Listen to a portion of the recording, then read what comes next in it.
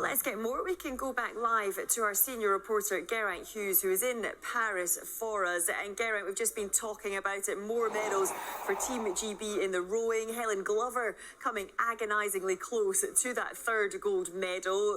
Before you go, Geraint, we do have to get your take on this escalating controversy in the boxing concerning the Algerian Imane Khelif winning her bout today.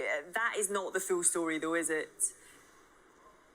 Yeah, this is a really difficult story to tell and to understand. And there are multiple angles and views. So I'm going to explain it. I have no view. I'm just going to try and tell people the facts here of what has happened.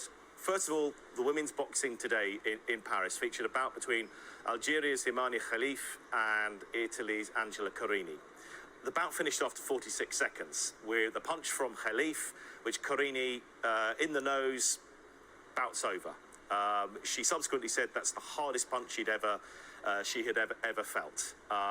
She didn't acknowledge Khelif when the bout ended. She just left.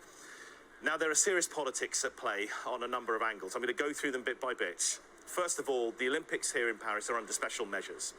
They're lucky, the boxing's lucky to be at these games and Tokyo because its organisation is quite frankly in a mess. We'll get to that in a moment. So it's in special measures here in Paris, run by an independent IOC boxing committee. Up in last year at the World Championships, the IBA, International Boxing Association, they organised that. They are in complete opposite ends of the spectrum when it comes to the IOC. They do not like one another. They don't really acknowledge one another. The IBA they had their eligibility rules for testosterone levels, so a sex test.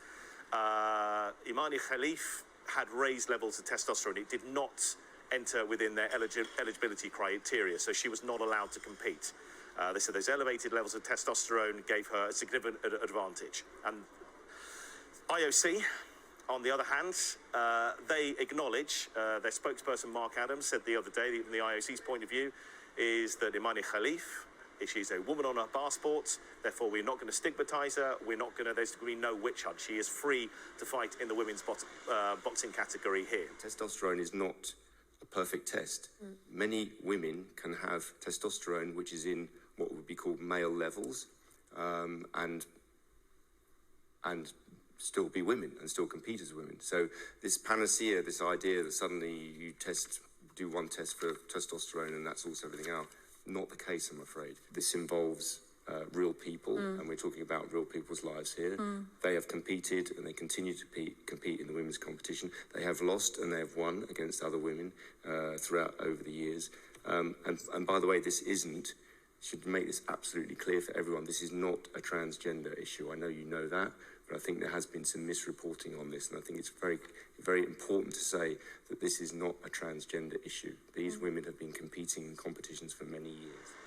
Add to that the mix, the Italian government have been getting involved as well. The Italian Families Minister spoke about their concerns of an Italian boxer fighting the Algerian Imane Khelif, questioning their gender and the criteria here at the Olympic Games and whether it was going to be a fair fight as well. So you bring that into the mix. Also, recently now we've just had a message on social media posted by a United Nations Special Rapporteur for violence against women and girls, who is saying that is welcoming Angela Carini for walking out because not putting women and girls in danger in the boxing ring. So we have so many elements, visceral, converging, differing views on this very, very, very difficult subject to explain here. But I've hopefully tried to outline where we are and why this is so complicated and such a difficult story to understand.